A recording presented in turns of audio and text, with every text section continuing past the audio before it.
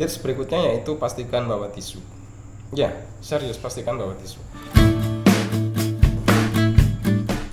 Pantai menjadi salah satu tempat favorit untuk menerbangkan drone. Tapi kalau kita tidak hati-hati dalam menerbangkannya, menerbangkan drone di pantai juga bisa sangat berisiko, yaitu risiko jatuh, risiko drone hilang, ataupun risiko drone menjadi cepat rusak karena kita sering bermain drone di pantai. Berikut adalah beberapa tips yang bisa kita pakai saat kita mau menerbangkan drone di pantai agar drone kita menjadi lebih aman dan lebih awet. Tips yang pertama yaitu pastikan kita menggunakan baterai yang ori dan sudah dicas penuh. Kenapa kita harus menggunakan baterai yang ori? Karena biasanya baterai suntikan, baterai yang sudah kembung, atau baterai yang aneh-aneh itu biasanya bisa cut off tanpa peringatan, jadi bisa menjadi lebih bahaya saat kita terbang di pantai. Kalau misalnya kita terbang selain di pantai, itu andai kan terjadi cut off, bisa saja dia jatuhnya itu tidak di air, misalnya di pohon atau di tanah atau di rerumputan, itu lebih aman. Tapi ketika kita menerbangkan drone di pantai, kalau misalnya kita menggunakan baterai yang tidak aman, sekali dia jatuh, kemungkinan besarnya jatuh di air. Dan drone yang jatuh di air atau drone yang komponennya rusak karena kena air, itu biaya perbaikannya pasti lebih tinggi dibandingkan drone yang jatuh di tanah, di pohon, atau di rerumputan. Tips berikutnya yaitu pastikan bawa tisu. Ya, serius pastikan bawa tisu. Nggak harus tisu sih ya, tapi paling nggak tuh kain atau sesuatu yang bisa kita pakai untuk membersihkan.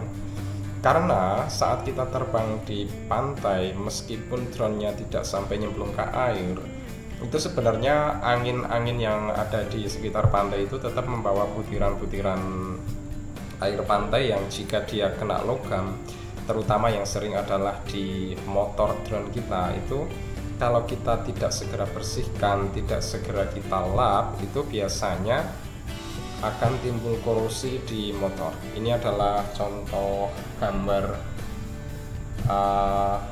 drone yang saat habis terbang di pantai itu tidak dibersihkan, kemudian tidak dipakai dalam waktu yang lama, disimpan begitu saja, akhirnya timbul korosi seperti ini.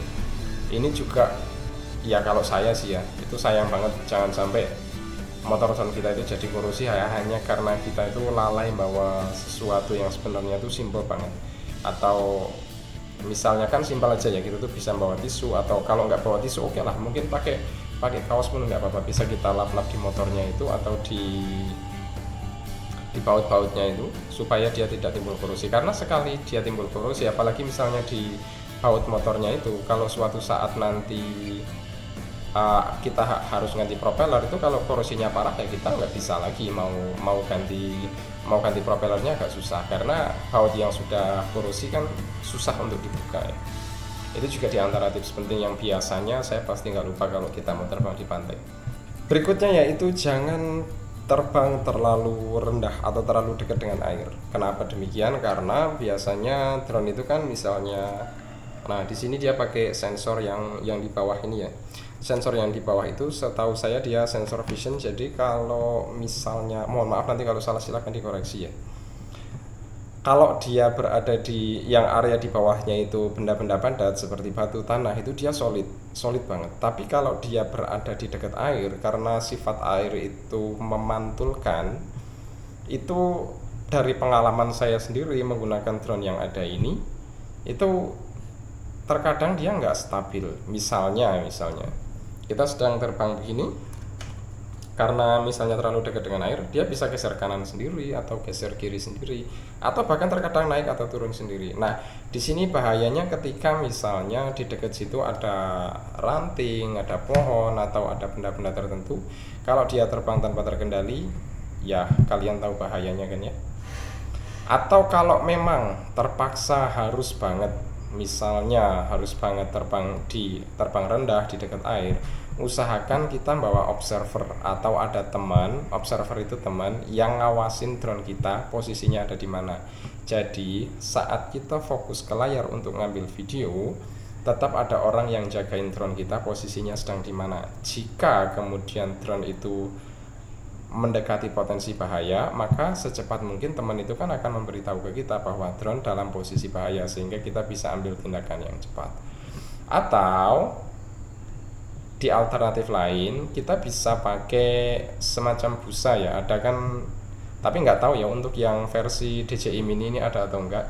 Dia ada semacam busa yang bisa ditempel di kakinya. Jadi andaikan terjadi nanti crash atau jatuh ke air itu dia nggak langsung tenggelam, tapi dia tetap ngambang sehingga bisa meminimalisir potensi drone itu terendam air. Tips berikutnya yaitu tes kecepatan angin sebelum kalian mulai menerbangkan drone. Kita bisa pakai di sini, saya pakai aplikasi namanya Zephyrus Wind Meter. Dia itu semacam aplikasi di ini yang saya pakai di Android ya. Kita bisa cari di Play Store, namanya Zephyrus Wind Meter. Ini kita bisa pakai untuk menghitung kecepatan angin. Dia cara kerjanya adalah menghitung kecepatan angin berdasarkan noise yang ada di mic. Jadi kalau misalnya kita nyalakan dia, saya biasanya pakai di sini yang dynamic. Nanti kita bisa tahu berapa kecepatan angin maksimalnya, berapa rata-ratanya. Nah, biasanya saya sendiri kalau misalnya kondisi angin masih di bawah 8 meter per detik itu masih berani banget terbang. Tapi kalau sudah di atas 8 meter per detik itu sebaiknya sih hati-hati ya, atau setidaknya gunakan sisa baterai yang cukup untuk pulang. Jangan sampai kita sudah di bawah 30%, jaraknya masih jauh baru kita pulang. Itu bisa bahaya banget, apalagi kalau pulangnya itu ngelawan angin. Memang sebenarnya sih kalau untuk drone-drone yang umum yang sudah level 5 itu cenderung aman ya, tapi kita nggak bisa juga mengatakan cenderung aman terus kita mainnya asal-asalan, ya nggak bisa juga. Kita harus tetap hati-hati, soalnya kadang tuh gini, misalnya baterai itu masih lumayan banyak dan misalnya drone kita ada di jarak 200 meter misalnya. Perhitungan kita harusnya 20% itu dari 200 meter itu cukup untuk pulang. Tapi karena kondisi anginnya kencang, bisa saja yang seharusnya 20% itu bisa untuk menempuh jarak 200 meter sampai pulang, bisa saja menjadi tidak cukup karena angin yang begitu kencang. Nah, itu bahayanya. Itu sebabnya kenapa saya sendiri kalau misalnya kondisi anginnya terlalu kencang ya saya harus cek dulu. Ini gampang kok ya, kita bisa download di Play Store, kemudian kita install. Nah, nanti di sini akan ketahuan berapa kecepatan minimal angin, berapa kecepatan rata-rata itu di AVG ini yang average, dan berapa kecepatan maksimal. Kalau kecepatan rata-ratanya saja sudah di atas 8, saya nggak sarankan terbang sih. Sebaiknya jangan. Kalau memang nggak penting banget, kalau bukan job gitu, sebaiknya jangan terbang. Oh iya, kondisi angin yang tadi saya ceritakan itu berlaku untuk DJI Mini ya, DJI baik Mini 1, Mini SE maupun Mini 2 SE. Nah, terakhir saya terbang di pantai itu menggunakan DJI Mini 2 SE. Sebenarnya dia di kecepatan kisaran 5 meter per detik, 6 meter per detik, 7 meter per detik itu masih aman. Tapi kalau sudah di 8 meter per detik terkadang sudah ada peringatan angin terlalu kencang gitu. Jadi agak susah dikendalikan. Memang kalau sampai jatuh gitu sih enggak ya, jatuh atau menggok-menggok sendiri gitu sih enggak. Cuma dia lumayan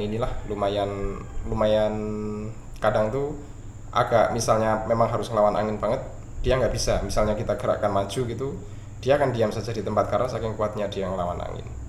Kemudian untuk jaraknya Mini 2 SE itu bisa sampai berapa, itu akan saya bahas di video selanjutnya. Jadi pastikan kalian yang belum subscribe, silahkan di subscribe dulu supaya kita tahu berapa perbandingannya DJI Mini 2 SE ini dengan Mini 2 maupun dengan Mini SE. Cukup dulu untuk hari ini. Terima kasih yang sudah nonton dan sampai ketemu di video berikutnya.